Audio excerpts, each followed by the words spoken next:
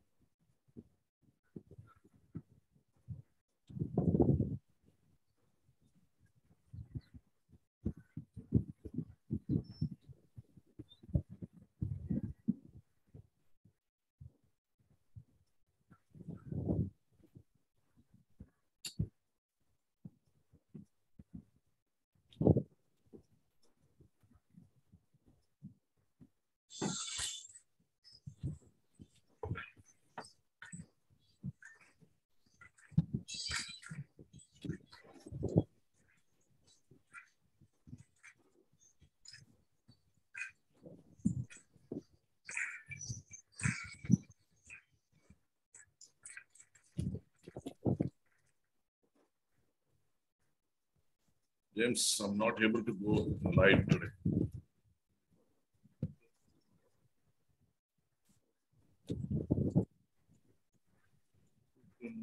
Anyway, good evening, and all. I welcome all of you to the 438th session of Telangana Jana Vedika. And today we have one of the renowned, most respectable Professor Dr. Rampunyani to speak on this occasion, and he will speak on the Indian democracy today. Before I hand over the meeting to the moderator, Dr. Abhitota Srinivasulu, I would like to introduce the subject and also Professor Punyani to all the audience present. Thank you. James, please go ahead. Yeah. Good evening. Welcome for the 438th forum session of Telangana Jana Vedika. Our topic today is Indian democracy today. Our tryst with full-blown democracy began when the first national general elections were conducted in 1952. It was a most remarkable achievement in the sense that we had universal suffrage from the very beginning. This ushered in a new chapter in the history of our country in becoming the world's largest democracy. Even in those early times of post-independent India, journalists were writing that the first casualty for the scramble for power was decency. And they later commented that Congress found itself bereft of a unifying purpose, sacrificing idealists gave way to factions at regional and sub-regional levels, leading to disunity. This obviously puts forth a fundamental challenge to democracy, its values, norms, and patterns. Then, what we have achieved in the decades following independence in terms of setting up of the structures that run a democratic polity is nothing less than a staggering achievement. We have our foundational institutions, the legislature, the judiciary, and the executive in place to check each other's powers. We also have many constitutional bodies like the Election Commission, Reserve Bank of India, Comptroller, Auditor General, Chief Vigilance Commissioner, and many other institutions, etc., which make up the essential building blocks of a structural democracy. In a nutshell, the meaning of democracy is the process from becoming a subject of the state to the citizen of the state, wherein the citizen receives rights and guarantees from the state. And in setting up of these constitutional institutions, we can envisage the solid focus and the thought process of the people behind that were building these institutions to inculcate and solidify a democratic culture so that its essentials take root in our young nation state. The people that strived in building up these blocks were patriots, idealists, people of a democratic culture, and basically were highly decent people that nurtured dreams of a strong democratic nation with full equanimity for its citizens. In the process of becoming a republic, the young nation set upon itself in August 1947 to give itself a constitution. The writing of it, discussions, debate, and consultations of it took almost all through of 1949 until November. Members of the Constituent Assembly who were elected wanted progress not only in the political and economic place, but also in the social sphere. Enshrined in our Constitution are the most sacred norms of our nation, the fundamental rights. And in these fundamental rights, perhaps one of the most important among them is freedom of speech. Freedom of speech is foundational to liberal politics in the sense that it ensures the very existence of a liberal democracy and gives meaning to liberal values such as autonomy, dignity, and liberty. Alan Herald writes, freedom of speech is among the most cherished constitutional rights in liberal democracies. It is entrenched in most contemporary constitutions as well as in international human rights treaties. It is often classified as a first generation right, that is, a right protecting individuals from interference by the state. This is such a right given to the citizen that it sets the tone for all other rights to bring equanimity in the social space. In a democracy, we see a particular process and procedure from the time of campaigning by candidates in elections to casting of votes by the citizens, counting of those votes, after that, winning candidates taking their oaths in their respective legislatures, then election of the chief minister and prime minister by their legislators, selection of the cabinet of ministers and their oath-taking, swearing-in ceremony of the government under a constitutional head, which all looks like a process of grand rituals. This pattern is now solidly entrenched in the DNA of our nation. We, the populace, have taken this ritual of elections as the most consequential one as granted and to be repeated every 5 years, thusly granting legitimacy to the elected government. That we have profoundly succeeded in conducting this grand event, a massive undertaking every 5 years, and have succeeded in it immensely, is significant in understanding the democratic credentials of the citizen and his acquiring of this culture. And he is the prime enabler and mover behind this ritual. This attains much more significance when we place this achievement in the context of the post-colonial world, where many new nation states came under the fell swoop of dictatorship and authoritarianism, especially significant because we are one of the most diverse nations of the world with a massive population, many cultures, creeds, and languages. And yet, that we are able to retain this important culture through the past 70 odd years gives our nation credentials to be first among equals of democratic countries of the world, qualifying us to be a great power in the world's largest democracy. That said, how secure are we in retaining this culture? Certainly, elections simply do not qualify us to be a democratic society. We have to understand that democratic practice has all the attributes of a cultural practice. It has norms, practices, systems, and is ritualistic. It takes immense discipline to practice democracy and probably is the hardest culture to follow. And how can we continue this practice in the present context? We are nowhere close to a deliberative democracy. Only since 7 decades ago, we started transforming ourselves from a feudal system to a democratic one. The norms that we see in today's society seems to be that we are slipping back. Therefore, our work is cut out. Now, at this point, I would like to quickly introduce the work being done by Telangana Jana Vedika in bridging the gap between the academia and the public. Telangana Jana Vedika views policy making as the highest form of culture. And how does one define culture? When one cultivates culture, it can also mean to refine and improve our customs, manners, and activities of our life. In its core essence, it amounts to the making of civilization and what is thought of to be as the highest culture. The zenith of human endeavors in refining and redefining of what is normal and routine can be derived as culture. This has also advanced into other spheres of the individual and especially in the convergence between the individual and the society. And in this context, Telangana Jana Vedika views policy making as the highest form of culture. The non-elite are usually left out of the core process of policy making, even in modern democratic societies. due to lack of comprehension of its impact on society and for small gains.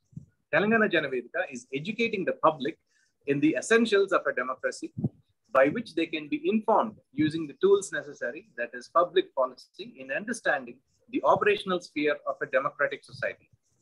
Educational institutions of our country, who should have burdened this task upon themselves, have played a minimal role here as agencies of these culture. These institutions have been unable to play the role in educating the people of the meaning of a citizen, his role in society, especially in terms of liberal values and teaching those narratives which further critical thinking. Such tools are intrinsic to advance his knowledge, like theories of explanation, and to help him question where questioning is needed, which becomes central to our understanding of ourselves, our requirements, and the world we live in. One particular citizen can never have priority over others, because democracy is the enabler where people change from subjects of state to citizens of state, having rights and obligations, with universal access to human rights and social justice given unanimously and equally. This is the minimum training required to be given to citizens, so that this knowledge, citizens will become more confident of the world they live in and can work towards the goal of equanimity. Telangana Jana Vedika is committed in this service since the past 8 years. Today's topic, Indian democracy today, is complex subject of our times, and we are highly pleased and thrilled to have in our midst Professor Ram Punyani to explain the state of our democracy and to answer our many questions and to advise us.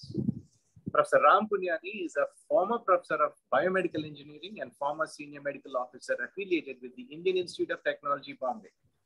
He is a well-known human rights activist in India and is currently the president of the Executive Council of the Center for Study of Society and Secularism.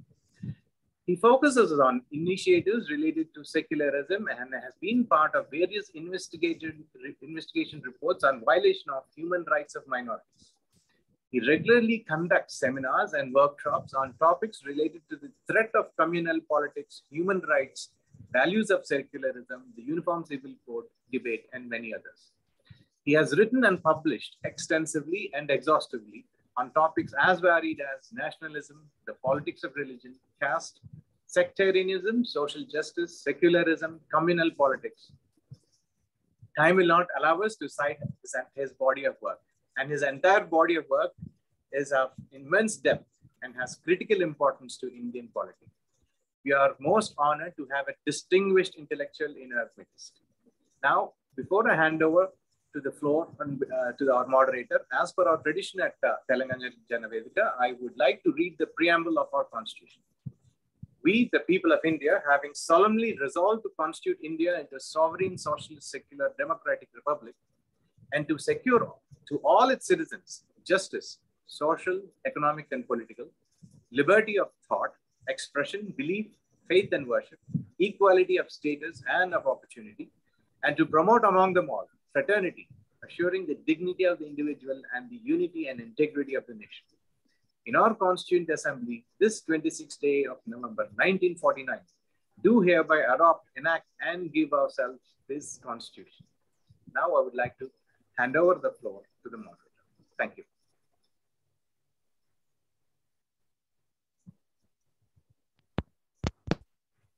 James, thank you. Okay, na? Okay. So Telangana Jana Vedika Zoom online meeting ku chesnatvanti Professor Ram Punyani and itara mitrulandariki swagatam suswagatam. Ivalti అంశం చాలా important విషయం. ఇది భారతదేశంలో నేటి ప్రజాస్వామ్యం అనేటువంటి అంశాన్ని మనం ఎన్నుకున్నాం. దేశానికి స్వతంత్రం వచ్చి 75 సంవత్సరాలు కావచ్చినటువంటి ఈ తరుణంలో ఇవాళ మళ్ళీ భారతదేశంలో ప్రజాస్వామ్యం గురించి మళ్ళీ మాట్లాడుకోవడం అనేటువంటి గొప్ప విషయంగానే మనం చెప్పుకుంటూనే, నిజంగా భారతదేశంలో ప్రజాస్వామ్య ఫలాలు అందరికీ అందాయి అనేటువంటి ఒక ముఖ్యమైనటువంటి మౌలిక అంశంగా మనం గుర్తించాలి. ఒకప్పటి ప్రజల చేత ప్రజల కొరకు ప్రజల చేత అనేటువంటి ఏదైతే అబ్రహం లింకన్ గారి యొక్క సూక్తి ఏదైతే ఉందో దానికి పూర్తి విరుద్ధంగా ఇవాళ డబ్బు కోసం, డబ్బు చేత, డబ్బు కొరకు ఎన్నుకోబడినటువంటిదే ప్రజాస్వామ్యంగా మనకు కనబడుతుంది. కాబట్టి ఇవాళ ప్రజాస్వామ్యాన్ని ఏ రకంగా మనం ముందుకు తీసుకుపోతున్నామంటే డబ్బంటేనే ప్రజాస్వామ్యంగా మనం చూసేటువంటి పరిస్థితి కనబడుతుంది. కాబట్టి ఇంతకు ముందే డాక్టర్ జేమ్స్ అన్ని విషయాలు కూడా ప్రొఫెసర్ రామ్ పునియాని గురించి చాలా స్పష్టంగా చెప్పారు. Is professor of biomedical engineering అనేది చెప్పారు. వారికి పూర్తి బయోడేటా కూడా చదవడం జరిగింది. ఇప్పుడు భారతదేశంలో నేటి ప్రజాస్వామ్యం అనేటువంటి అంశం మీద ప్రొఫెసర్ రామ్ పునియాని గారిని మాట్లాడవలసిందిగా. Welcome to sir professor Ram Puniyani sir. Thank you.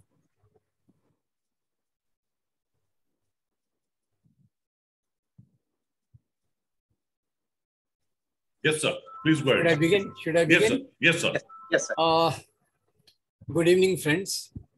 I am very grateful to Telangana Jana Vedika for inviting me and giving a generous introduction of mine. I am also grateful to Professor James, who has very nicely put the prelude to our talk, and he has rightly placed today's talk where it should belong. Now, when we are talking of democracy, and he also read as your practice is, the Preamble of Our Constitution, which is, I think, one of the major guiding principle for our nation and country.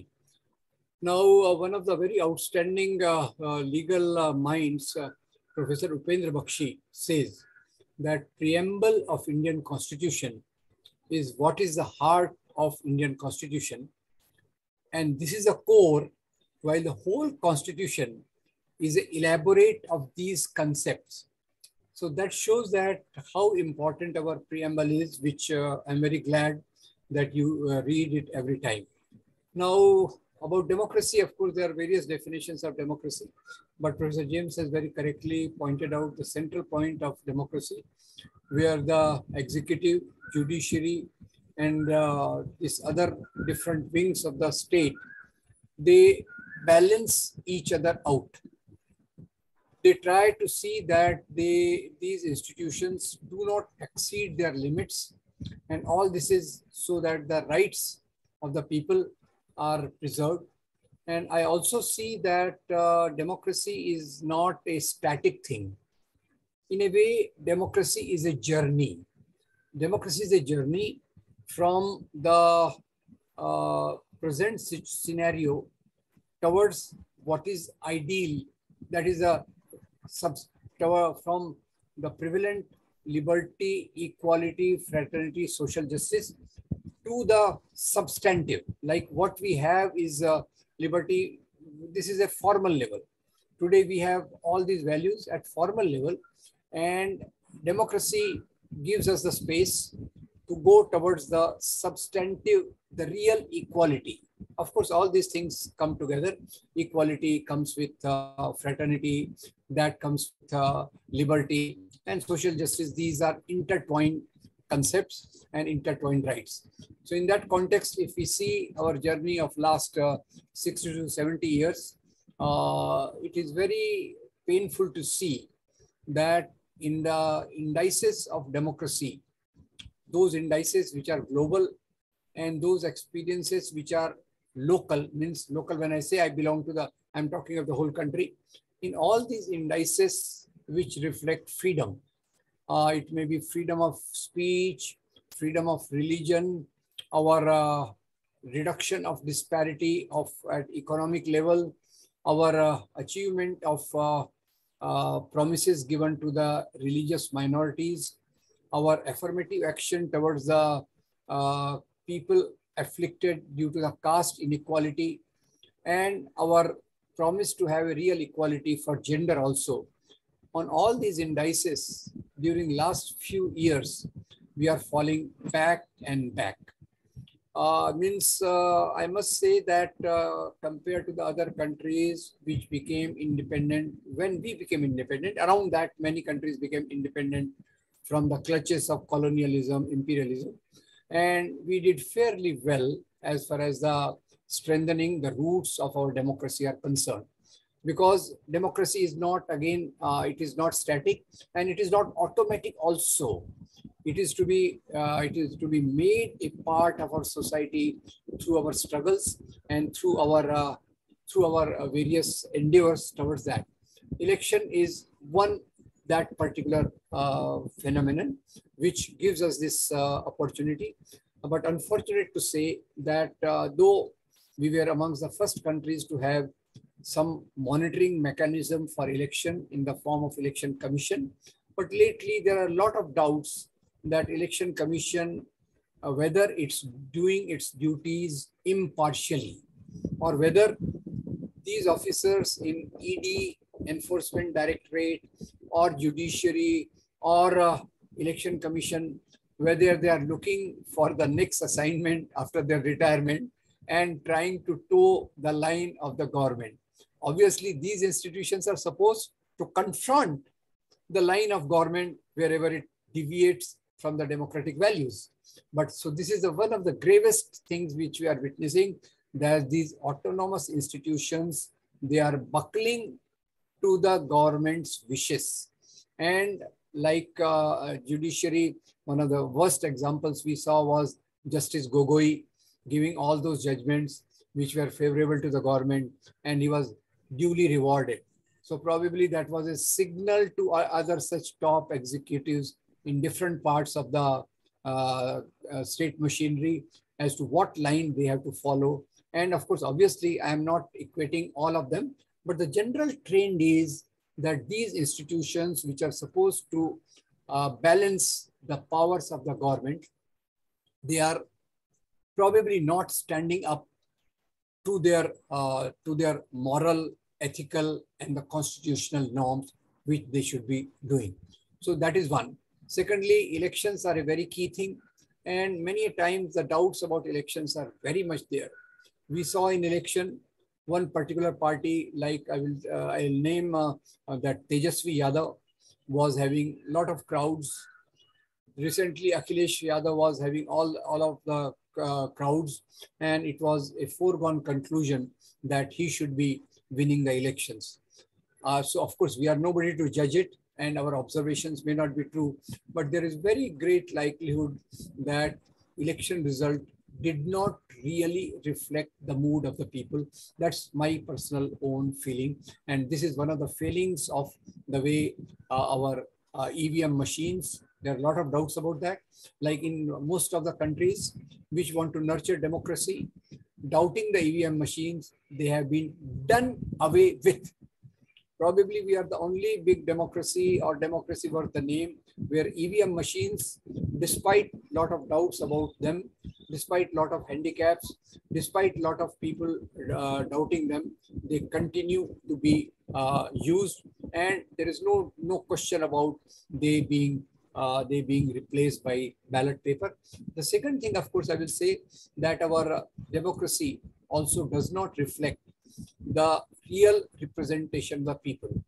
Now, this I am saying with full responsibility, in the sense that we have first passed the poll system, first past the post, where you are getting one vote more than me, so you have all the power to represent, while I am totally marginalized.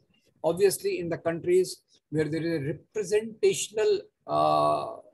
representational pattern, depending on the total national votes polled, they reflect the mood of the people in a much better way. So these are the two central things which I want to point out right in the beginning, before I come to the central point as to why this is happening. So one, the autonomous institutions either have been infiltrated from inside over a period of last many years, or we have got the people. It is not by accident that we have got the officials who are not able to stand on erect and confront the government, and that is where the matters lie. Third thing, which as Professor James was also pointing out, freedom of expression, I think, is one of the very cornerstones of our democracy. And in that, we have seen that many people who are intellectuals, who are social activists, and who talk against the government, they are labeled as anti-nationals. Now, there is a difference. Government is not the nation. Nation is something else. So when the government starts identifying itself as a nation, it is a danger signal for the democratic values. So freedom of expression, in which I am very sorry to say that some 16, 17 of our great intellectuals, great social activists have been labeled as urban Naxals. I don't know who coined that word and how it became popular, but if you see the body of their work, Father Stan Swami was working for the rights of Adivasis. Our Dr. Anand Teltumde was writing prolifically for social justice. Sudha Bhardwaj again was working for the Adivasis, and Sudha Bhardwaj fortunately is out, but 16, 17 of such of her friends are in the jail for expressing their opinions, for expressing their ideas. Actually, in democracy, this is a very corrective mechanism. What is a corrective mechanism? That there are intellectuals, there are writers, there are social activists who point out where the government is wrong, where the government policy should change, and to label them as anti-nationals, to imprison them at some place is a biggest attack on the spirit of democracy. So these are the three major challenges which I have outlined. And the fourth thing which I'll see, that the ruling dispensation in the country has created an atmosphere. Now this I will like to delve in a big, longer depth, because there I see the core problem. Core problem I see that in democracy, the parties are not having their agenda to create a nation in the name of religion. That's a central crux around which my thinking revolves. In democracy, there are parties, there are organizations whose central concern is the needs of the people, dignity of the people, rights of the people.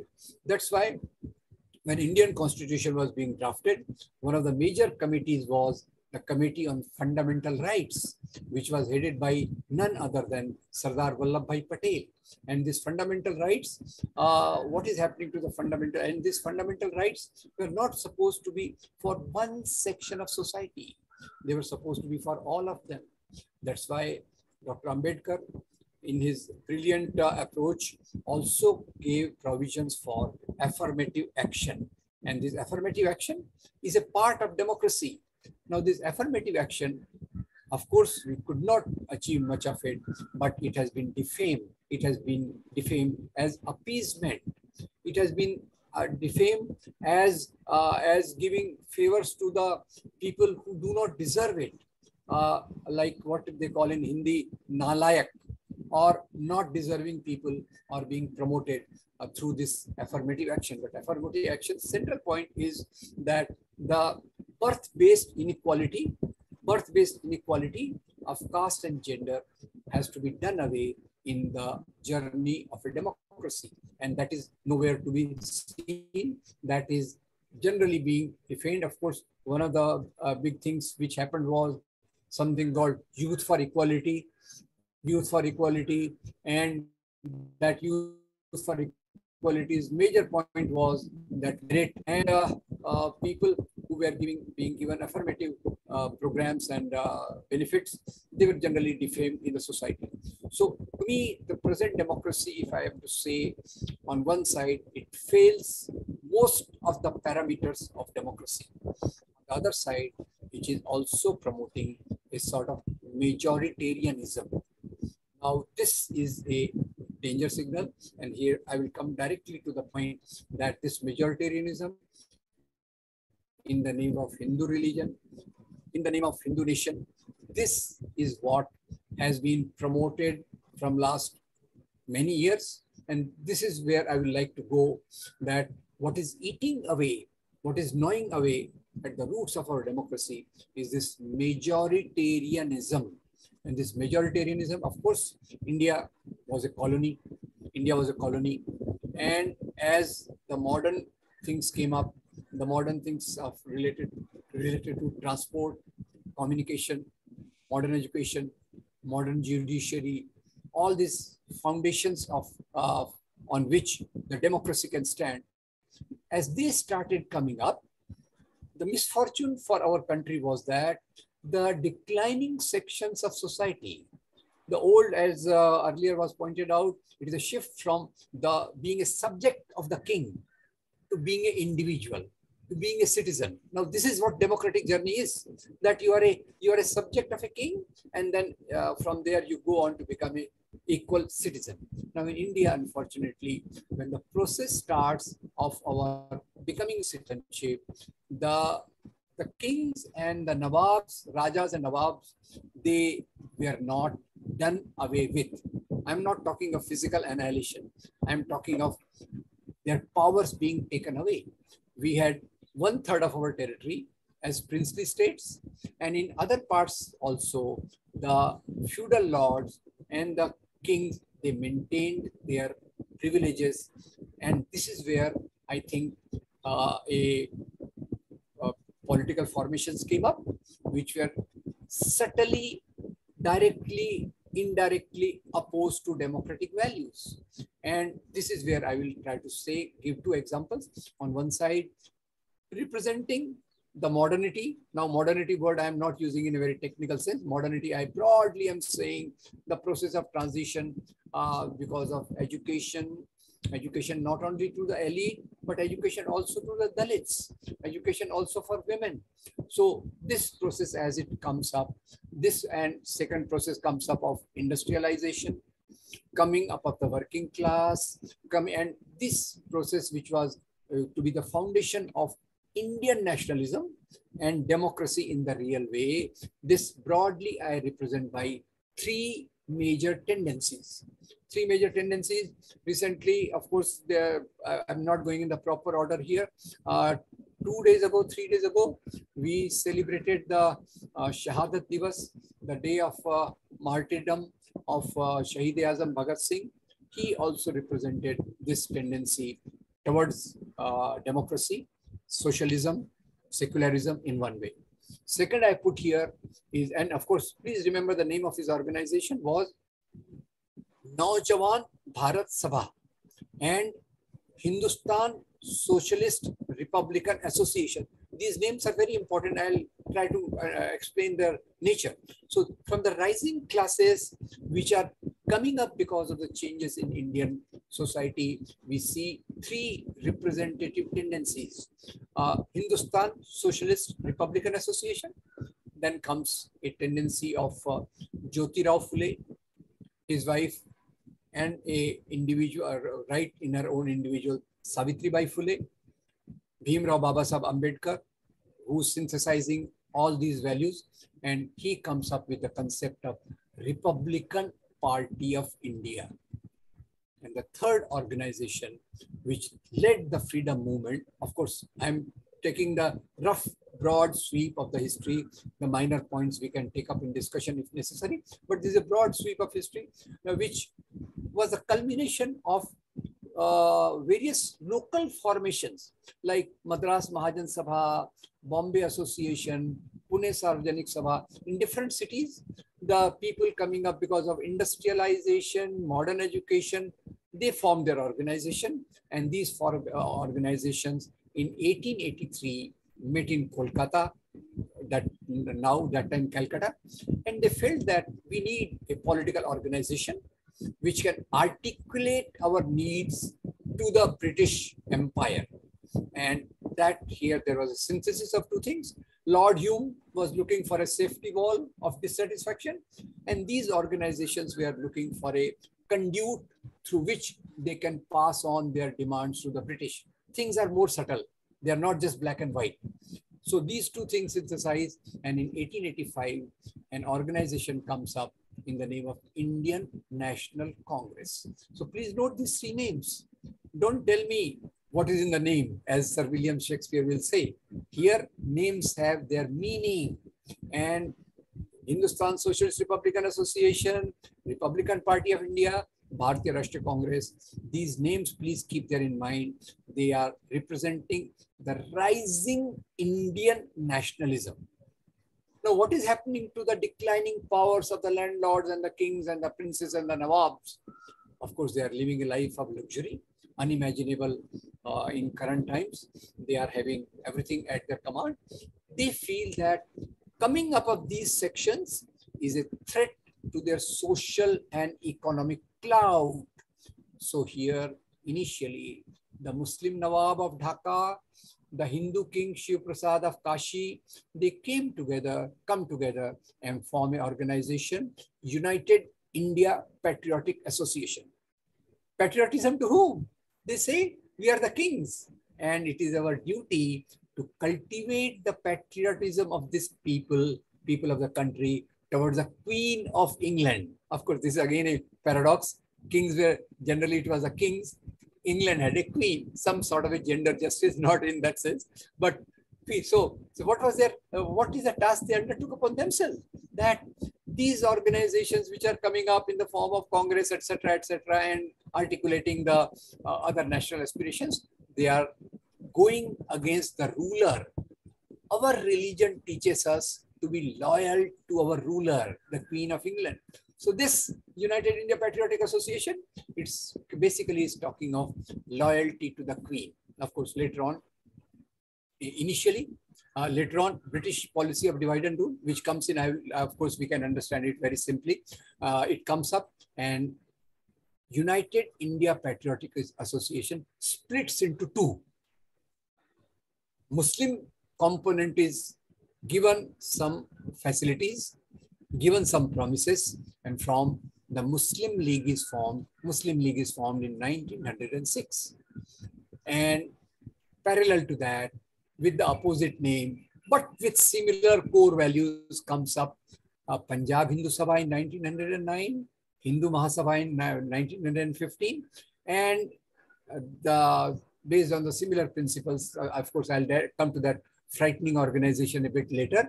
So in these organizations, initially only landlords and the kings were there with their earlier notions of hierarchy, of caste and gender hierarchy, which is based on birth.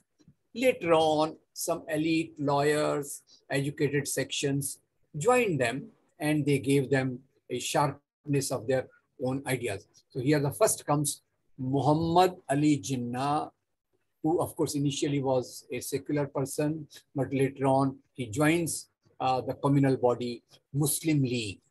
Muhammad Ali Jinnah, Muslim League. And then from our Maharashtra, of course, there are a lot of leaders from every state.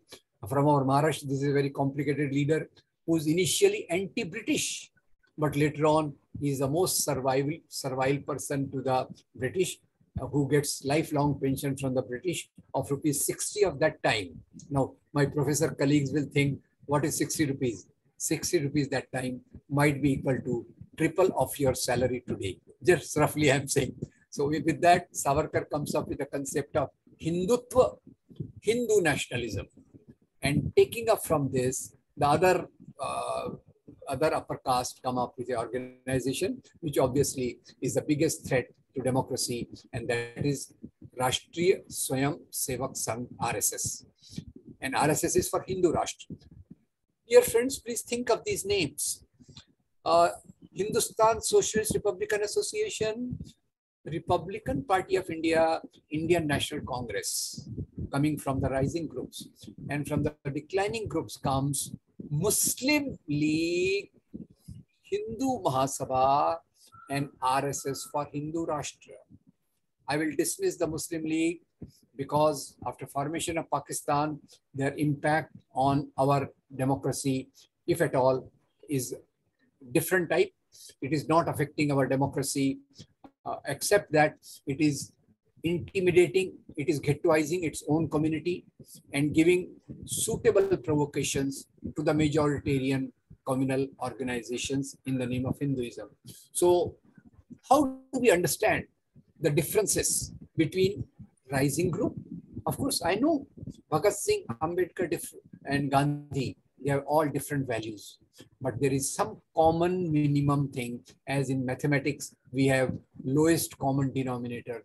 They have a lowest common denominator, and that lowest common denominator is number 1, democracy, number 2, secularism, number 3, indirectly socialism, and what came up in the form of Indian Constitution. Now, what is the lowest common denominator from the Muslim League, Hindu Mahasabha, RSS? We may feel there is enmity total opposition between their values. But believe me, as far as their political social values are concerned, they are the same. What are they? And here, let me also draw in Christian fundamentalism, Buddhist fundamentalism of Sri Lanka and Myanmar, any politics in the name of religion. Basically, it has the central core of feudal norms of birth-based hierarchy of caste and gender. And to explain it, I will just give you two examples, two witnesses for me.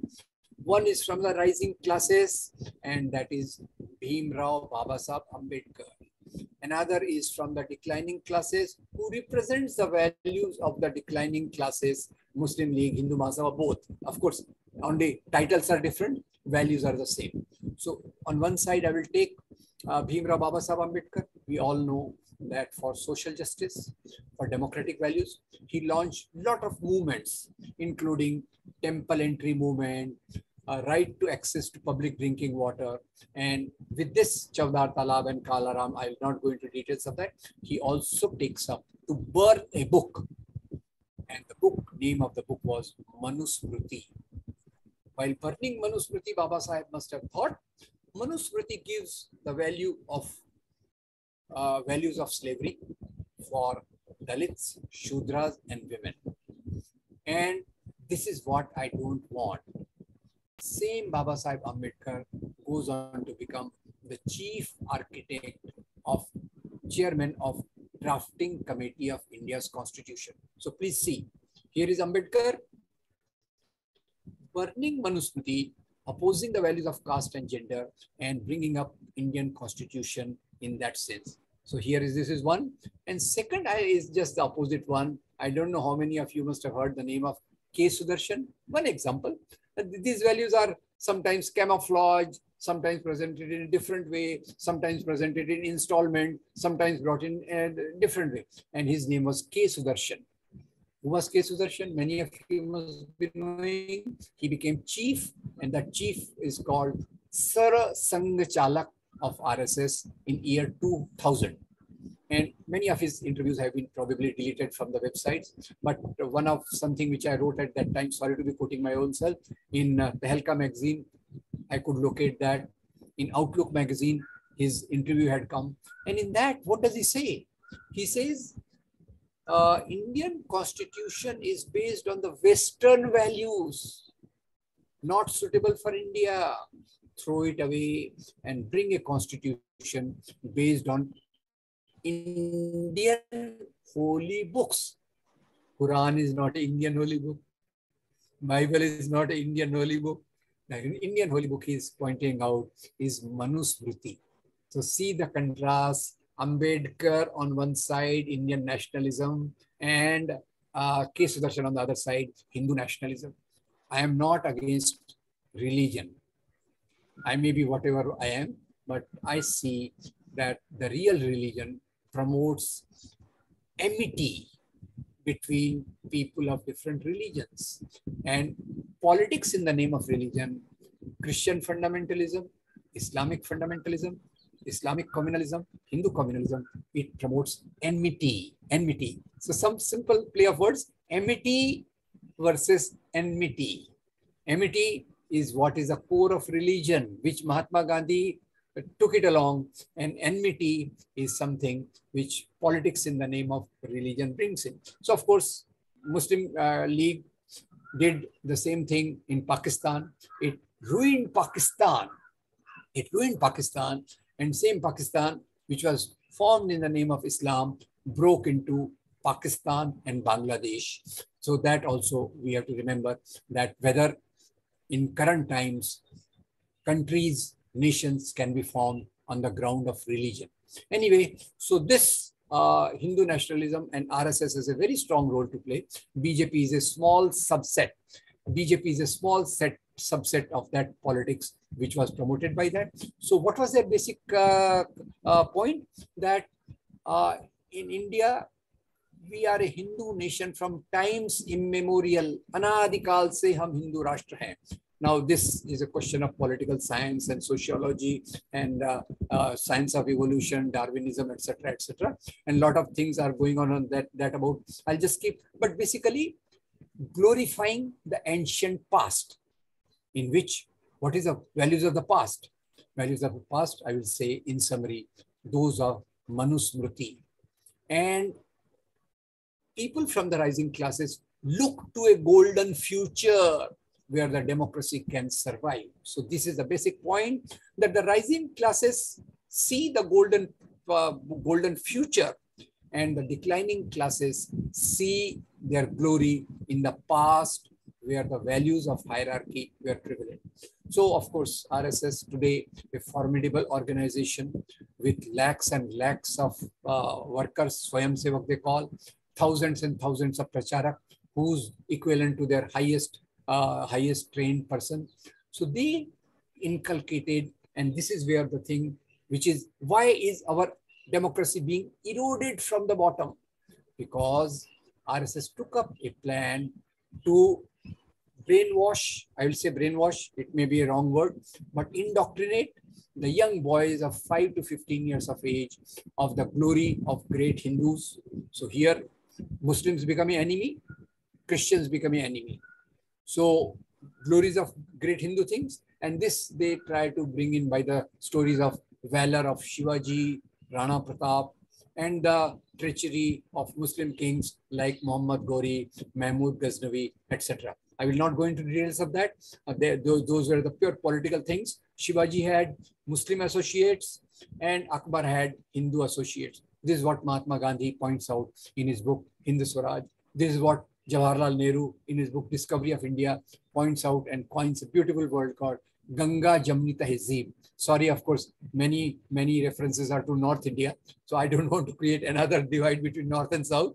So basically, there is a lot of synthesis. Like recently, this Bahmani kingdom, I forget, Bijapur had a Muslim Nawab. I'm forgetting his name. And he had a lot of Hindu associates. He compiled a book, Navras, in which the book begins with Saraswati Vandana. So this is what Ganga Jamni Tehzeeb is, when you don't see the differences because of religion, but you try to synthesize the best of different cultures, values, and the society lives in harmony and peace. So of course, basic thing of Muslim League, it created hatred against Hindus. Hindu Mahasabha, RSS, they created hatred against Muslims, and that was what the genesis of communal violence was. Genesis of communal violence was, partition was a result of British policy of divide and rule, assisted by Muslim communalism and Hindu communalism. By the way, Muslim communalism and Hindu communalism, they never raised their voice against British. They never participated in the freedom movement. They were always subordinate to the policies of the British, supported them in some way or the other. Anyway, just to cut short the time, the real thing on one side was a freedom movement, national movement, which despite differences between Bhagat Singh and Ambedkar, Ambedkar and Gandhi, Gandhi and Bose, and Sardar Patel and Nehru, those are the subsets of the thing which we can discuss if you like. But despite that, the basic common minimum denominator was Indian nationalism, was democracy, was this thing. But on the other side, RSS, a very dogged organization working continuously from last 95 years and indoctrinating the young boys into hatred for minorities and glorification of the past. There are 2 feet on which RSS ideology stands. It is not just hatred for minorities. It is a upholding of the values of hierarchy of caste and gender in a subtle way. So why Indian democracy has been undermined is that last 30 years, of course, communal violence assumed changing forms, and with the mistakes of Shahabano, with the mistake of opening of the Babri Masjid, this thing, a gates of Babri Masjid, a gate for the whole thing opened up, in which communalism went up from strength to strength. Democracy has to be in the mind also. And what came through these campaigns was a representation of Hinduism, which was totally against the Hinduism which Gandhi preached, lived, and practiced. So here the Hinduism became a symbol like temple, holy cow, and love jihad, ghar wapsi, and later on, of course, Kashmir files, you must be saying, seeing how it is intensifying that and trying to undermine. So these RSS trained pracharaks, they not only formed organizations like BJP came later. Initially, there was Bharatiya Janata, then came Vishwa Hindu Parishad. Then means I'm not talking chronology maybe haywire. Bajrang Dal, Vanvasi Kalyana Ashram, ABVP, and all this. And there is a subordinate organization also. Here, I'd like you to think about it. Subordinate organization is Rashtra Sevika Samiti. I mean, this is something common. This is the highest organization for women. And in this organization, please note the name. I'm playing with the names. Rashtriya Swayam Sevak Sangh, Rashtra Sevika Samiti. In the women's organization, the name Swayam, my being, is missing.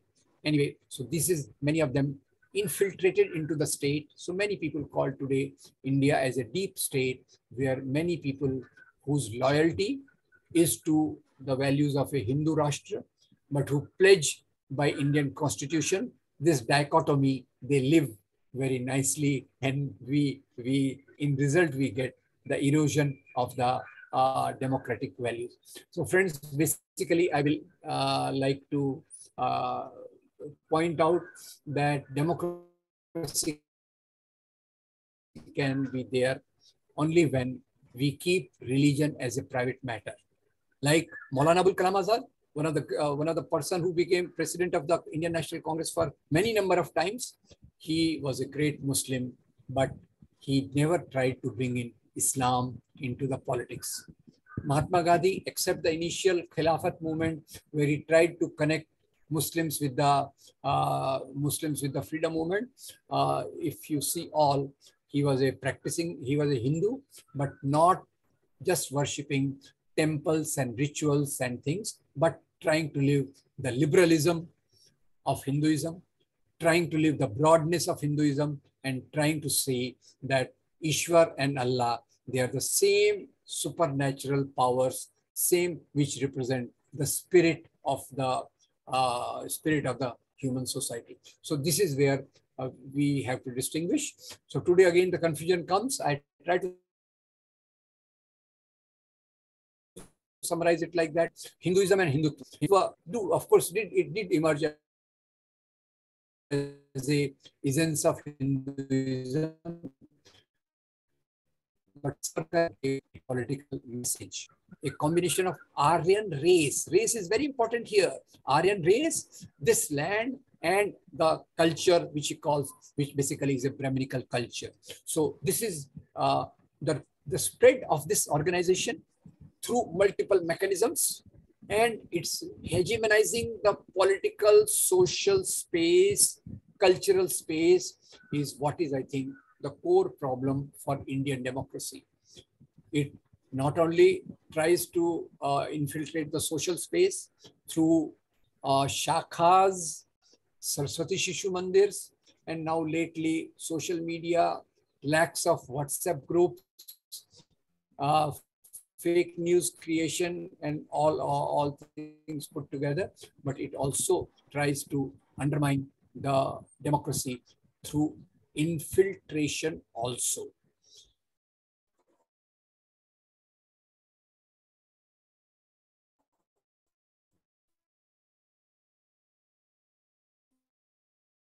So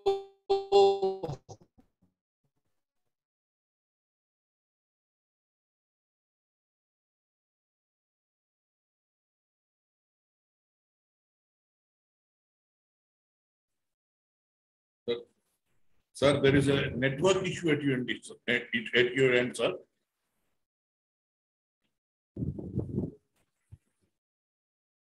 Machinery to help them, and resulting in the victory of at least this party over and over again. So what we have to do, we have great intellectual strength. We have a lot of good traditions and good understandings, but we are not able to connect to the people in the way we should be doing. The biggest compliment I will give to RSS is that their connect with the last man in the village is very strong. While people believing in secularism, democracy, progressive values, our connect is very weak. So I will say to this Vedike also that I do compliment that you are keeping alive the flame of positive values, progressive values, but we need to connect to the people to take the truth of our society, truth of democracy, the values of democracy, the values of Indian Constitution to the last man, what it means for his life, what it means for his thinking, what it means for his social thinking space. That is somehow is the job, is the duty of people like us as to how do we take it to people, last person in the society, as Gandhi used to say. That with that, I think there is a small challenge I am putting to friends like you, that we have to strengthen Indian democracy. Indian democracy is being eroded by the values of Hindu nationalism in India. In Pakistan, Muslim nationalism eroded, finished off the Pakistan, not only its democracy, but the state's very strength also, it finished off. And in India, we need to preserve, promote, strengthen democratic values and the Indian Constitution. That's where I think the challenge to us lies. Thank you very much. Your questions are welcome.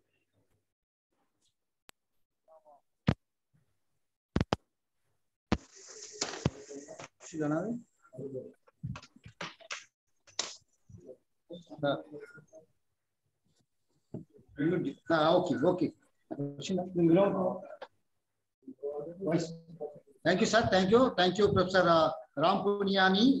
Sir, భారతదేశంలో నేటి ప్రజాస్వామ్యం అనే అంశం పైన సుమారుగా 45 నిమిషాల సమయం పాటు ప్రొఫెసర్ గారు చాలా లోతైనటువంటి అధ్యయనం చేశారు. ముఖ్యంగా ఈ దేశంలో సెక్యులరిజం కానీ, డెమోక్రసీ, సెక్యులరిజం అండ్ సోషలిజం సంబంధించినటువంటి అనేక విషయాలు చెప్పుకుంటూనే ఈ దేశం అనేటువంటిది అన్ని మతాల కలయికగాను, అదేవిధంగా మహమ్మద్ అలీ జిన్నాకు సంబంధించిన విషయం కానీ, మహాత్మా గాంధీ ఇలాంటి వారిని ఎన్నో మేధావుల గురించి, అనేక మంది త్యాగపరుల గురించి కూడా చాలా స్పష్టంగా ప్రొఫెసర్ రామ్ పునియాని గారు చాలా స్పష్టంగా చెప్పారు. వారికి మా తెలంగాణ తెరవేదిక తరఫున thank you sir. Thank you once again sir.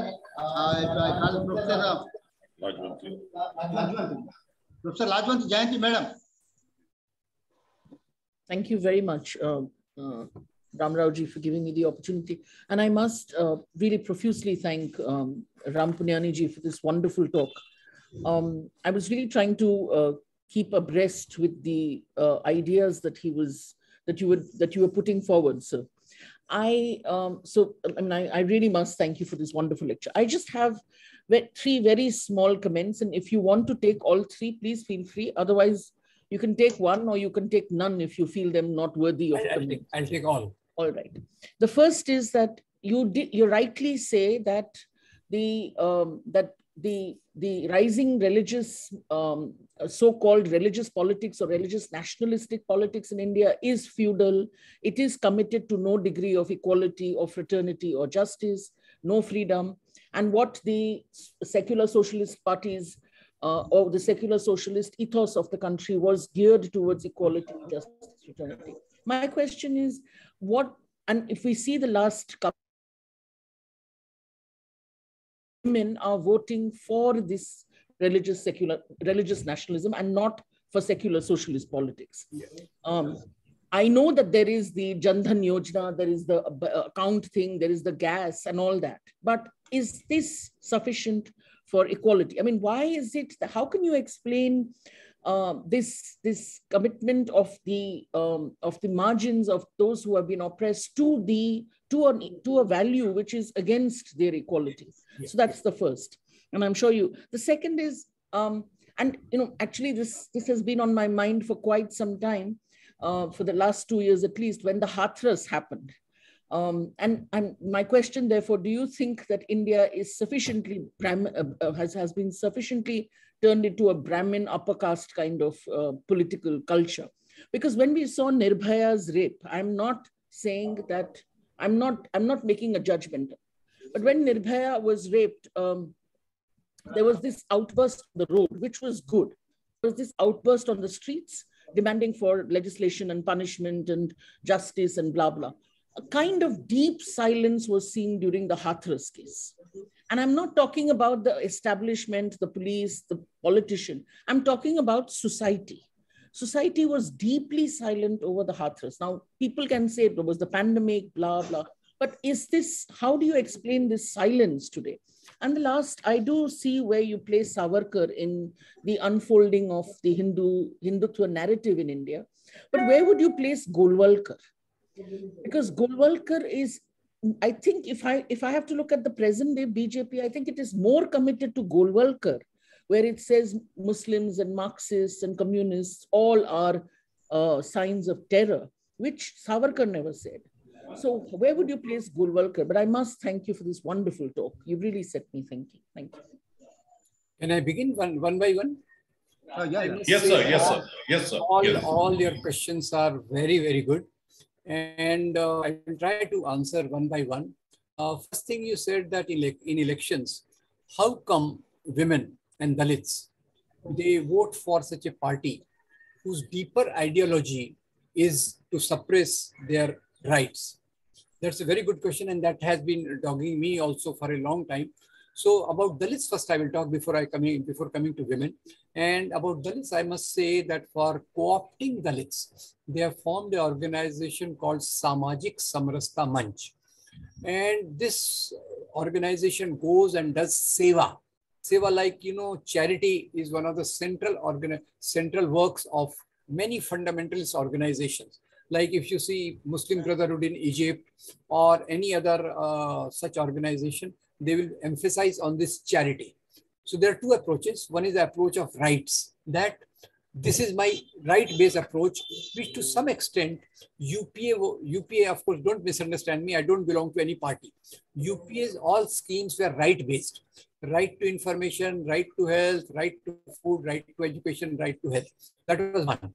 Here, they emphasize on seva, charity, and they do a deeper connect through through social engineering. Now, you see in India, there are not many organizations who are able to go and work amongst the interior and Dalit section. So there is a Vanvasi Kalyana Ashram working amongst Adivasis.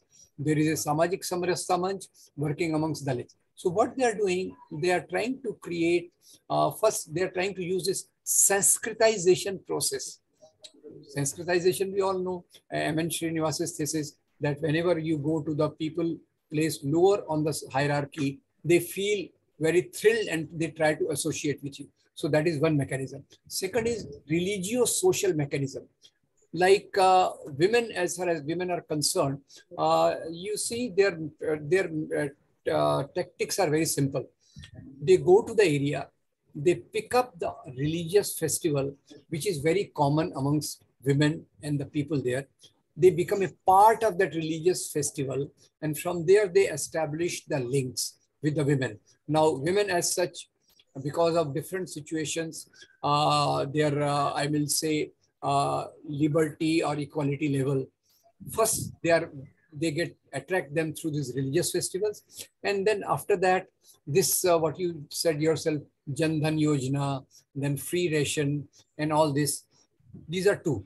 Third thing I must say, they are trying to create icons amongst these communities.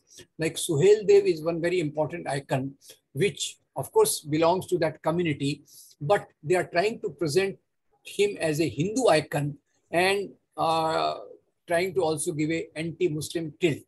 Fourth, let me say, fourth thing which helps them is a huge, vast army of workers. Today, I don't know whether you noticed or not, after the second phase of elections in UP, RSS chief, who controls 100 such organizations, and lakhs of people, they personally go and work for BJP at electoral level. So I feel these are the four such things. And fifth I'll say the lack of opposition unity.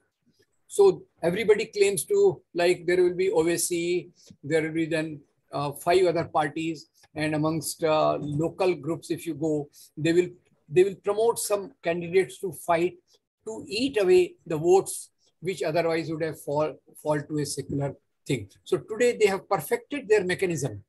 Like, they have one person who is in charge of each page of the electoral ballot.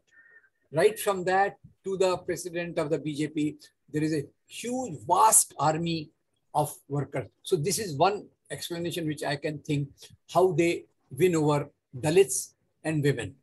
Now, second question which you said was, I think about, second thing was about, what was the second one? Unmute yourself. Madam. Professor, Madam Lajavanti, Madam. Last I'll take, second was what? Unmute yourself.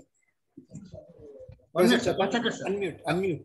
One second, sir, please. I was, yeah, I mean, the mute was, second was the Hathras and the Nirbhaya thing. Because in the Hathras, the state was involved. Got it.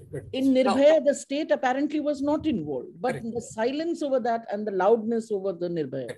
See, so here I will see like this. This tragic situation has come because of, at the time of Nirbhaya, our democratic expressions were more natural, and they were coming up.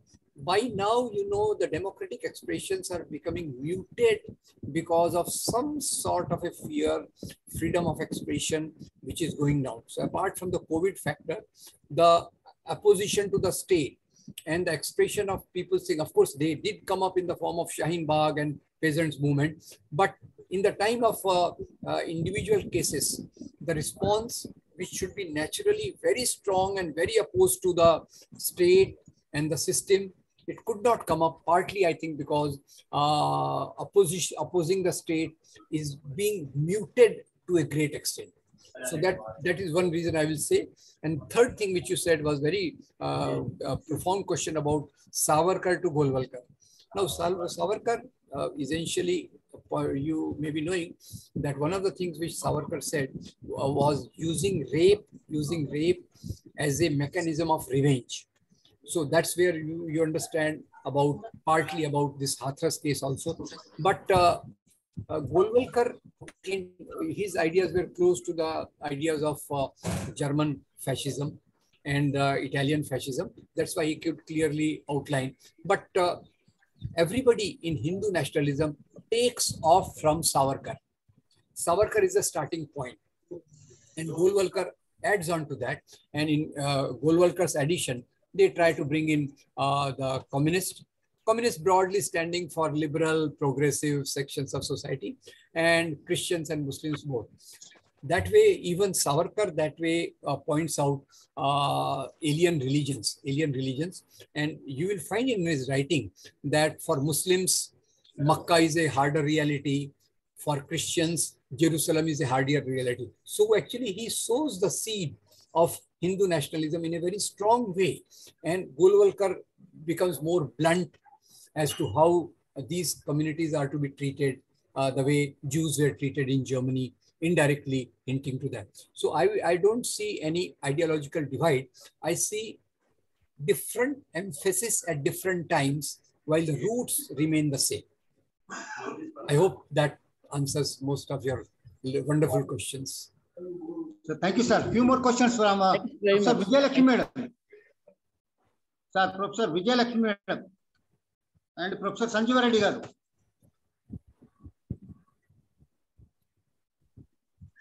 Sir, Professor Vijayalakshmi Madam.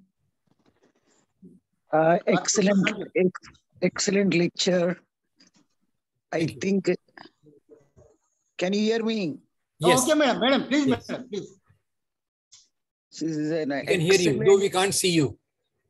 Excellent lecture, sir. Thank you. Rather, I became very emotional to understand your history. And being a law teacher, whenever Rather, I'm restricted to speak about secularism and religious rights. And how academically you have explained, sir, this is really, really, really wonderful and very balanced expression without any emotions, which a teacher requires. So, sir, I learned more and more. And I think I should change my teaching now with all your non-emotional expressions and giving the information. And one word, sir.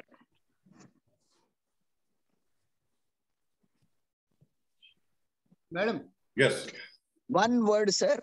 The secularism mentioned in the preamble of the Constitution. Yeah.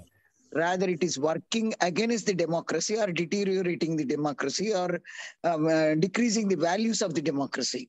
This is a wonderful observation, sir. I think the elites of Indian territory should really give priority to the democracy or secularism, or the less priority to the secularism. As you said, the secularism is an individual phenomena. It's wonderful, sir. Really excellent, sir. Thank you, madam. Thank you. Thank you. Madam. Thank you so much. Thank you. Professor Sanjay Reddy garu. Sir, Professor Sanjay Reddy, sir.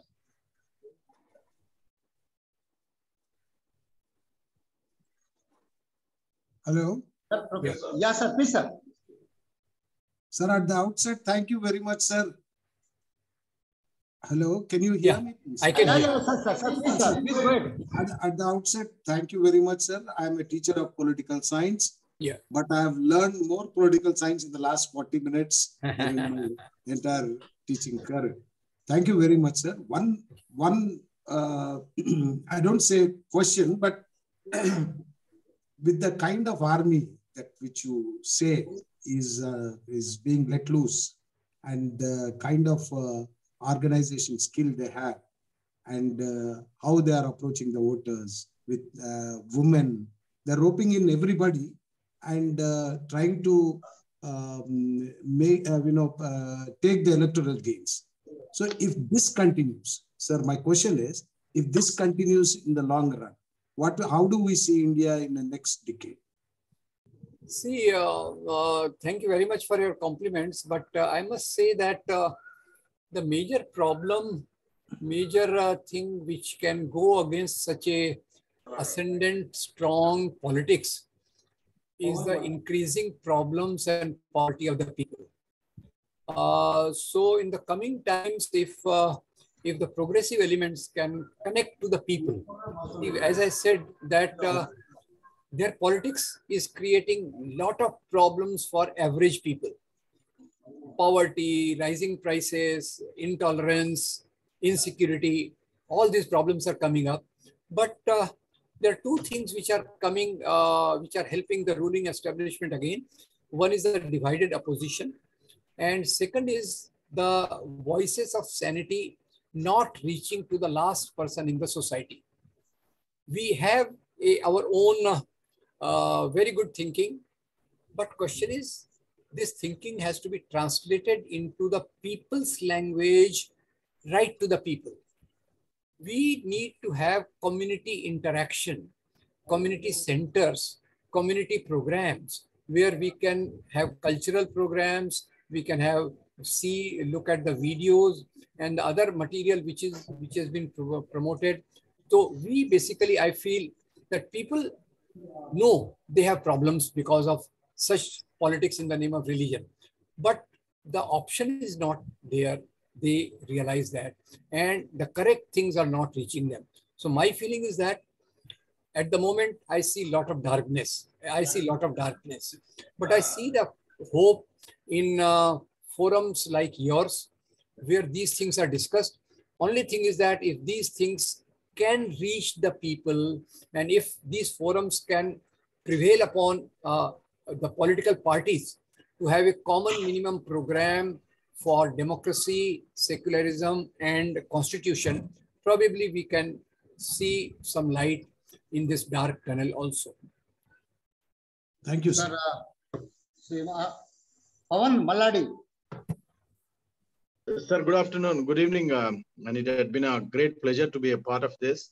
Thank and you. I really thank Ramu Garu and all the participants. And especially you, sir, it has been a mind-blowing and fantastic explanation of you, and the synthesis and the synchronization of it in the past and the current situations are really beautiful. I had worked in India and US for a long time, sir, for 19 years, and I had came back to India forever. And since then I've been in direct politics. I've been an activist, and I wanted to see some democracy happening in India. So we have left out all the business, and we have been directly into the political stream. Now, the biggest challenge I would want to put across to you that, whenever we go to TV debates and whenever we are talking in terms of the democracy and the implementation in India, it has been becoming really difficult for us to convince the other person, because most of them are really inclined towards what is happening. They're really happy with. But I'm really this had really helped out. And also I'm thankful to the madam who had asked the first question, how did Dalit and women are also casting their vote towards this current scenario. And I'm really surprised in UP where Hathras happened and people have voted to them. This is something which is really I was asking the same question to Professor Nageswarar also in the past, that does the parties have to have an agenda and they have to impose that agenda on people, or do we need to take the agenda from the people and it has to be imposed on the government? So we are actually going nowhere. As the parties also, we are really confused as where is this country is going. As you said in your last statement that I see a lot of dark. I would not want to mention that, but as a young politician, I also see a lot of dark, sir. So please suggest, if you have given some suggestions as communal programs to be dealt and have to conduct, and last person in the village also to be reached and all. But could you put little more in elaboration, as in give us some homework, as in what we are supposed to be doing, so that we can bring democracy back in line, and this right kind of a mindset is influencing 110 crore people is surprising. So we want to bring this to the center, wherein we want to give this to the next generation, where they live healthily, happily, to live in the society where there is peace and harmony going on. So please help us suggest, sir. Sure. I think this is what I was trying to put in brief. Basically, I see the solution in immediate solution of course, as a politician. First thing as a politician which you can do is, of course, I am out of electoral politics, so don't take me seriously. You know the nitty-gritty is better. But whether we can have a common minimum program which is closer to Indian Constitution and away from this divisive politics in the name of religion. So that is a tough challenge which you have to take the call and you understand it better. Second thing which I will say is that we have to create a force of volunteers who understand these values very deeply. And for that, some training program, cadre training. Earlier left parties had a cadre program. I don't know whether they are doing it or not. RSS has a continuous training program, weekly training, monthly training, 3-monthly training, monthly training for 6 months, right? So this cadre training, whether you can initiate, where for a day, for 2 days, your young committed volunteers sit through and we have an interactive dialogue with them to explain to them these nitty-gritties at legal level, social level, political level, cultural level. And these programs are supplemented then by cultural programs of local culture. And we can then also at the third level, with the help of these volunteers, we can set up community centers.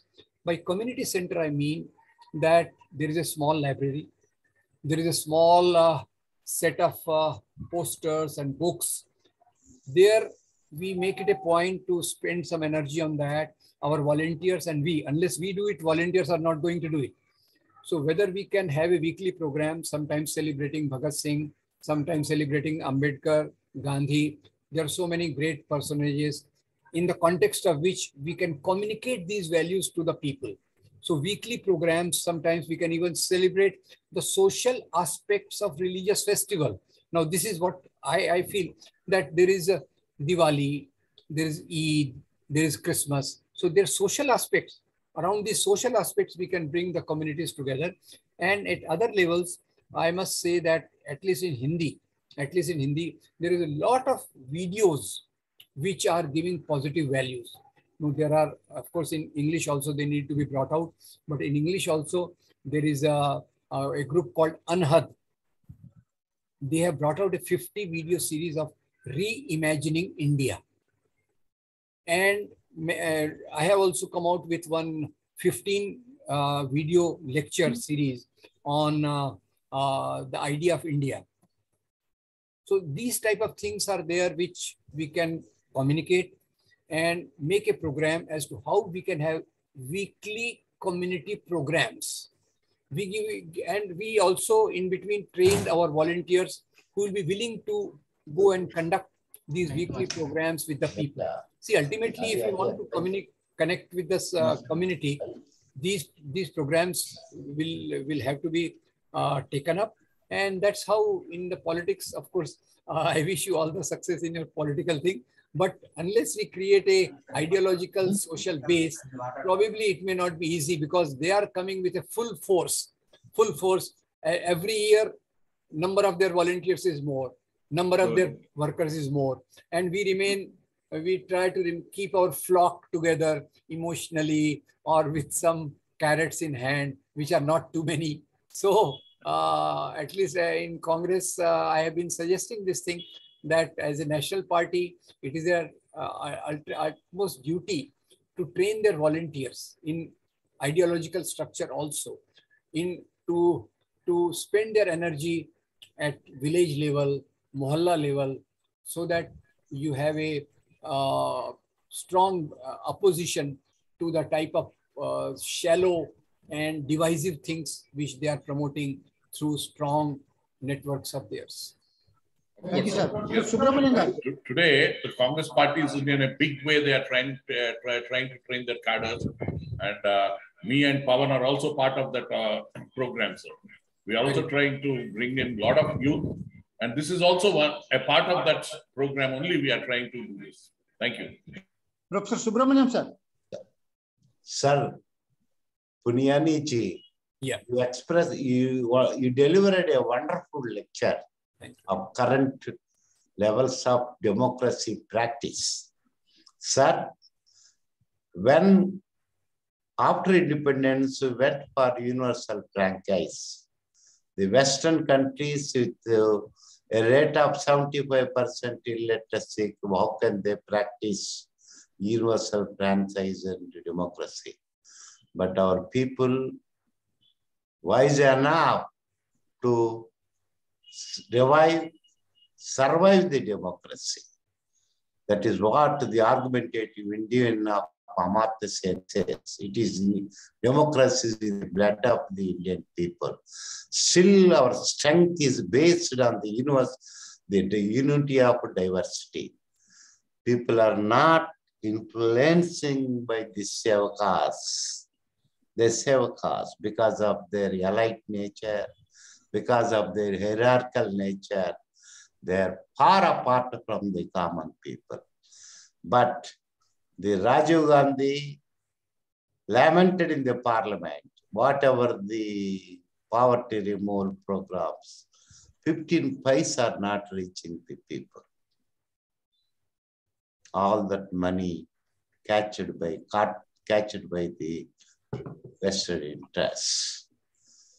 The problem is that all that people are not that religious minded, but the 70 years of independent India thrown nearly 80% of people to object to poverty.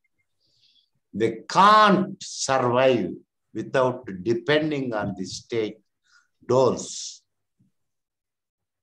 So state failure is the democracy failure, not people's failure. Thank you, sir. Yeah, I think you have hit the hammer on the nail or head of the nail. Very, very correct, apt analysis. So, but question is, we have also to devise programs where the issues we are raising, they are answered. We try to solve them at our level. And of course, I tell you, basically people believe in loving each other. People believe in enmity. And enmity is drilled into their minds through this communal politics and all that. So we have an advantage, but we have not capitalized on that advantage. And we have not passed on this baton of correct ideas to the young volunteers in that big number as we should be doing. So that if we can initiate the programs at city level and group level, where we interact with those people and train them so that they can go further into villages and carry this program, then I think what you are raising will be able to solve that.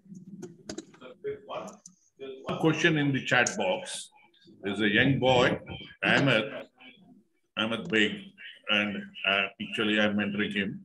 As you know, there are 4 pillars of democracy as a legislature, executive, judiciary, and the media. And the executive pillars executive, judiciary, and the media. And the executive of democracy is controlling the rest, all the rest pillars across many, many countries of the world. I want you to elaborate on media, sir, as this is becoming weapon for them. Yeah, this is again a very demanding question. I hope you all remember that Indian media was one of the strongest media. But in 1978, for the first time, Lal Krishna Advani became the Information and Broadcasting Minister. And he started installing many of these RSS-trained volunteers into the media controlling bodies. Later on, after the Gujarat carnage, 2002, if you remember, most of the corporate were invited to Gujarat regularly, and they became great fan of Modi. And after that, Ambani and particularly started buying a large section of media. Then BJP was the first party which started its IT cell, and Amit Shah once claimed that they have so many lakhs of WhatsApp group. So media today, if we want to reach our voice through the media, we have also to use a social media. That is the starting point. And social media in an effective way can be used. Like we ourselves can raise so many WhatsApp groups, use social media, Facebook effectively. There are a lot of material available on the YouTube. So we have to make a chain from top to bottom, bottom up, where we are able to reach the people in our own way. See, unless we put in hard work, we can't counter such a hard work which has already been put in for many years by those groups. So your question is very good, but it also requires our attention, that what can we do in raising, in reaching our voice to the people. The mainstream media, we can't, that's a big money thing. We can't counter it easily. But social media, we can make our space, and just by criticizing that they are controlling the media, we are going nowhere. Question is how we can influence the media should be the major question, and in which I'm sure we can, if we focus our attention on that, some part of our activists and leaders, they focus on that, definitely we can do a good job. Thank you, sir. Dr. Kavita B. Madam. Dr. Kavita Shetty.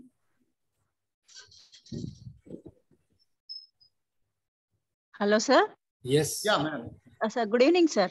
Good evening. Sir, bad luck I have joined lately, sir. But after the lecture, where great discussions are going on, sir.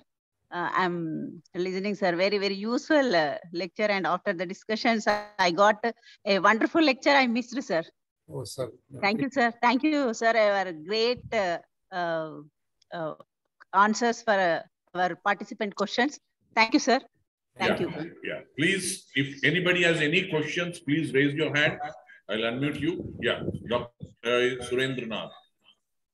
Surendranath Garu is an advocate. I could. Sir? Yeah. Are you able to listen to me? Yes. Sir, recently there were some changes in judgments. There are Supreme Court, either in the Supreme Court or High Courts, they deliver the judgments different from Constitution also. They have gone beyond the Constitution and delivered judgments. So we do not expect such judgments given by Supreme Court and High Courts. And recently, we observe in Babri Masjid case also, and other recently in Andhra Pradesh High Court, it has given 3 capitals judgment that the state cannot make laws. These are such judgments, and yesterday also some Delhi High Court say that there is no criminality while making a statement with smile. So how do you see this, and what do you explain? How can you explain this difference between before 2014 and after 2014? Please explain. Yeah, I right in the beginning said that because executive is trying to dominate, and it is dominating very effectively, because its opposition from media, from social movements, it has really, with a heavy hand, tried to control that. So probably that is affecting the judiciary also. How to set this right? I think if advocates start raising their voice through media, through social media, and through other mechanisms, if they can reach their voice through their bar councils, like this laughable judgment of that if you spread hatred with a smile, then it is not a crime. Such a thing needs to be condemned actually very strongly. And lawyers' bodies and others, I think they can, if they can come up strongly in over a period of time, we can make the judges aware that your any pronouncement is not going to be taken lightly. It is going to be examined from different angles. That I think we can make it clear. It is not easy. I'm not saying it is easy. Thank you, sir. Okay. Swati Mishra. Swati is a research scholar and she is part of Telangana Jana Vedika since past 4-5 years. Swati Mishra. Good evening, sir. Good evening. I remember reading your book, and that was my first introduction to you, post 2611. Thank you. So it was quite an intriguing book, and you brought a different perspective to it. And I distinctly remember you mentioning about urban militarization and about urban security. There was this point that was also mentioned, terrorism and counterterrorism are umbilically connected. The way the government had responded, you had pointed out the flaws in it. And there was also something about this dream of megacity security strategies is one and same the world over. And they play an essential role in representation of the urbanization of security as a global phenomenon. So when the current urbanization plans, they are being laid down, why is it like so much based on privatization and capitalization, and it is losing the effect of any social realm or democracy? What correction should be made to our current urbanization plans? See, I think basic point is that there can be 2 approaches to security. One is to empower the people, and second is to give more power to the state, some bodies of the state. So the present type of regimes, they try to give more power to the authorities, while the real security comes from empowering and democratizing the security apparatus from the bottom. And that empowering the people, like right to information, you see. I see this is one of the very empowering acts. This is diluted lately. So empowering the people, I will say, we can keep putting the demands that in all these matters, it is the people's committees and people who should be given more powers to monitor the actions of the state, and then only the state authorities will be in line. Otherwise, there is a simple thing: more powers the officials have, more will be the misuse. The only check to misuse is the power of the people to check them through various mechanisms. Transparency is another thing. One good thing which we can have because of the internet and other thing is that transparency can be close to perfect. So transparency and empowerment of the people in controlling the security apparatus is the real answer to such things. So another question I have is, now with the trend of privatization and capitalization, we are seeing most of our lands, the forested areas that are being declining. And the government has come up with a concept of Miyawaki forest. So under its scrutiny, we are destroying the forest with the promise of recreating, which there is no promise would be done. And it is like all the activists, they are being shut from speaking. And even the institutions, they are speaking in favor of this crime. So it's like how the politics can be removed from this educational institutions, which are also promoting. Yeah, actually, education sector, they have attacked very heavily, right from GNU to Hyderabad Central University. The voice of the sanity, which is actually universities are the best hope for the future. And democratic culture in the university is the best thing which can take us forward. So basically, it also is related to that we have to change the political party which is in power from last 8 years. It has really ruined the culture of democracy within the universities. And that is a step back to what the country can progress. I'm sure democratizing of the universities and gives the best powers to the society. So we should emphasize on that. And for that, again, changing the political power at the center is absolutely a must, because with this type of a political power at the center, a lot of things will go on getting eroded over a period of time. And that will be a setback to our whatever progress we had made in first 50, 60 years of Republic. My last question is that, why is it so easy for us to relate all our problems and solutions with religion? In the recent cases, we have seen religion being penetrating in the education sector as well. Now we have the introduction of Bhagavad Gita in certain states. So it's like, how to stop the education sector from this kind of penetration? See, basically, one of the directive principles in our constitution is promotion of rational thinking and scientific temper. And introduction of holy books, religious books, totally violates that.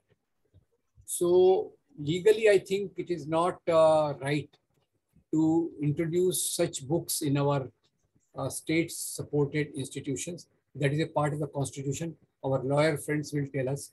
So one is that we have to recourse to law, that it is not right for the states to introduce Gita or Quran or Bible in our academic institutions. They can privately do their reading of these things. So that we have to oppose. And of course, most important thing is this political power. If the political type of political power is at the center, if they continue, all these tendencies will proliferate and become more dominating over a period of time. So I think our constitution does not permit it. The states are doing it, violating that. So we have to operate at political level also. We have also to oppose it at legal level also. Dr. Anjan Rao. Dr. Anjan Rao.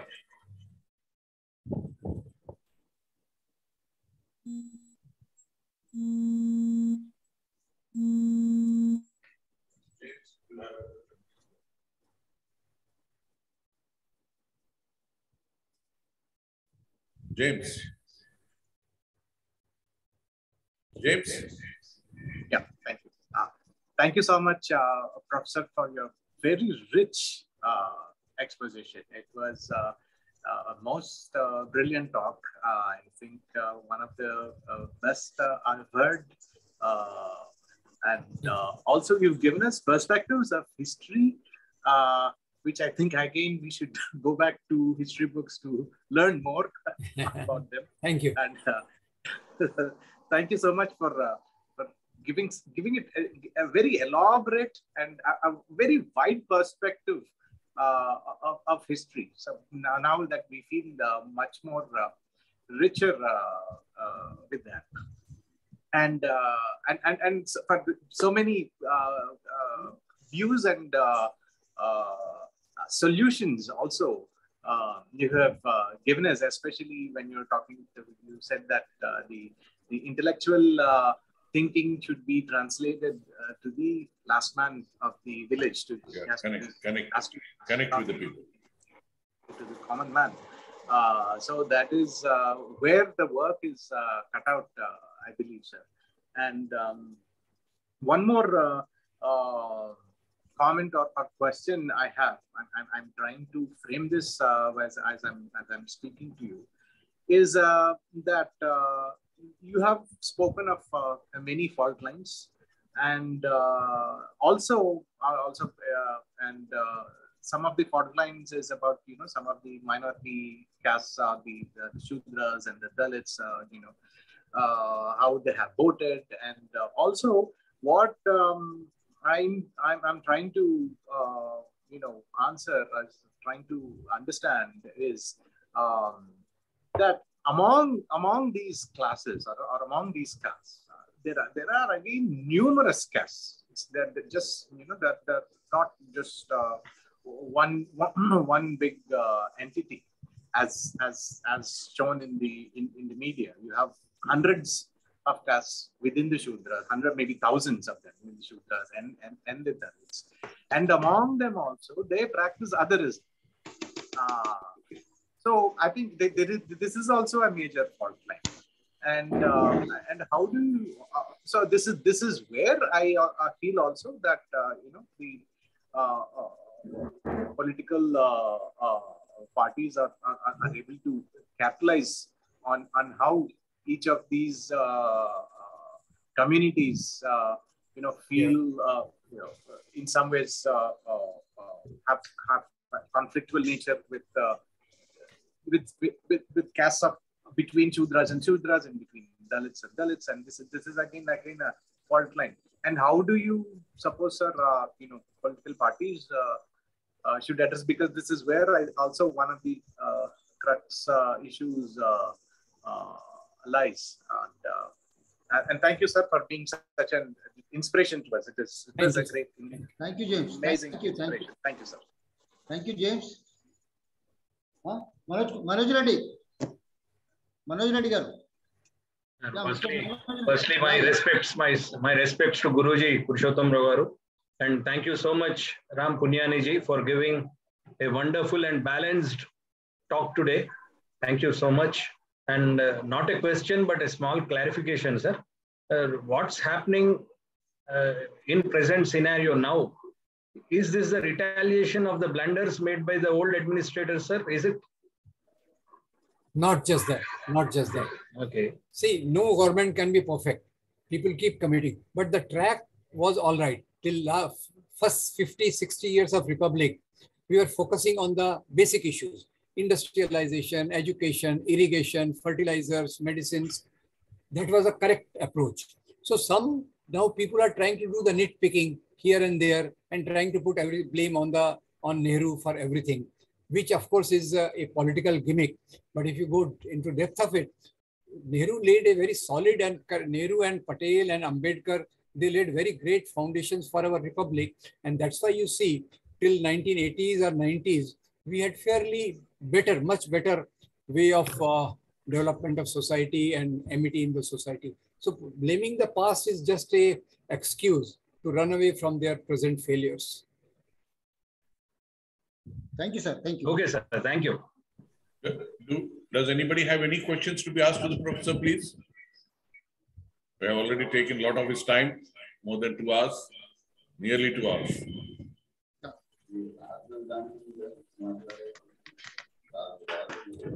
Thank you, sir. Thank you. Yeah, shall we close it, or anybody wants to have any question? Because you'll not have a chance to speak to him again later. No, we can meet again.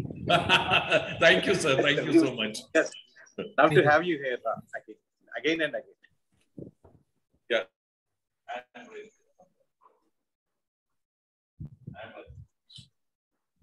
Ahmed. Yeah, hello, sir. Yeah. Hi, Rampunyani, sir. Good evening. Yeah. Good evening. Yeah, thank you so much for enlightening us and for your suggestions. I'm a big follower of you, sir. Thank you for all those videos, sir. It helped me a lot to encounter those, satirical things on the social media and everything. Keep working on that, sir. And I wish you all the health. And we are with you, sir.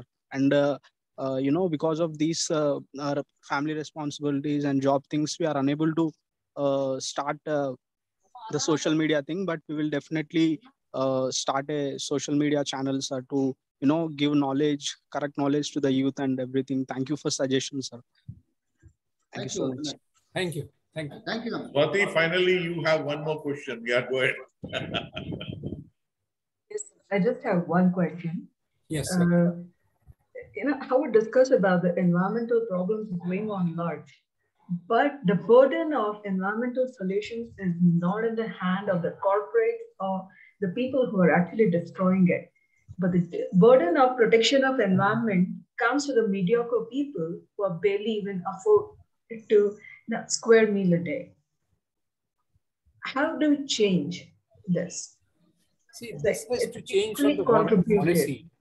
This, I think corporate has to be given more responsibility. First is, of course, in the production process, how pollution can be avoided has to be a mandatory thing.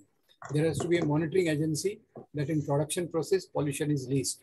There is same monitoring agency or other monitoring agency in the implementation, how people are using it. Like you see the simple disposal of the garbage. We have not been able to come up with a proper method whereby different type of garbage is separated and recycled for social use. So I think it is a question of government and our policies which need to be formulated so that pollution can be reduced. Even our vehicle use, cycles have to be promoted more. The type of luxury thing which we are trying to resort upon, air conditioner and all that some morality has to be brought into our approach, and that has to be imposed and brought in by the government. Sometimes even imposition of such things is important. Thank you. Thank you, sir. Thank you. Thank you. Yeah, shall we close it now? Sure. Yeah. Thank you so much. Yeah. Yeah. Sir, Telangana Jana Vedika Zoom online meeting which keynote address అయినటువంటి professor Ram పునియాని గారికి మా తెలంగాణ జన వేదిక తరపున ప్రత్యేకమైనటువంటి ధన్యవాదాలు sir. Special thanks to you sir. అట్లాగే ఈ వేదికలో పాల్గొన్నటువంటి ప్రొఫెసర్ చటాని గారికి, మసోన్ రెడ్డి గారికి, డాక్టర్ అంజన్ రావు గారికి, విజయలక్ష్మి మేడం గారికి, ప్రొఫెసర్ విజయలక్ష్మి గారికి, ప్రొఫెసర్ సంజయ్ రెడ్డి సార్కు, మనోజ్ రెడ్డి గారికి, తర్వాత ప్రొఫెసర్ విజయ్ ప్రకాష్ గారికి, ప్రొఫెసర్ సుధాకర్ గారికి, Swati Mishra, Pavan Malladi and doctor Rasanath Srinivas and professor Subrahmanyam, doctor Paparao IAS గారికి, అహ్మద్ మరియు కవిత బైర్శెట్టి, సురేంద్రనాథ్ మరియు ఇతర మిత్రులందరికీ పేరు పేరున ధన్యవాదాలు తెలియజేసుకుంటూ ఈనాటి ఈ కార్యక్రమం ఇంతటితో ముగిస్తున్నాం. వచ్చే వారం మరొక అంశంతో కలుసుకుంటామని తెలియజేస్తూ thank you everyone sir. Thank you sir. Thank you. Some friend of ours from Irfan from Saudi Arabia has joined just now. Sorry, Irfan, you are very late. You have come at the end of the session. But anyway, thanks for joining. You can send him the recording. Yes, I will do that. I'll do that. Thank you so much, sir. Bye. Yeah. Good night, sir. Good night. It was really Thank you, everybody. Correct, sir. It was really sir, you are a lecturer. Wonderful, sir. It was really a wonderful lecture.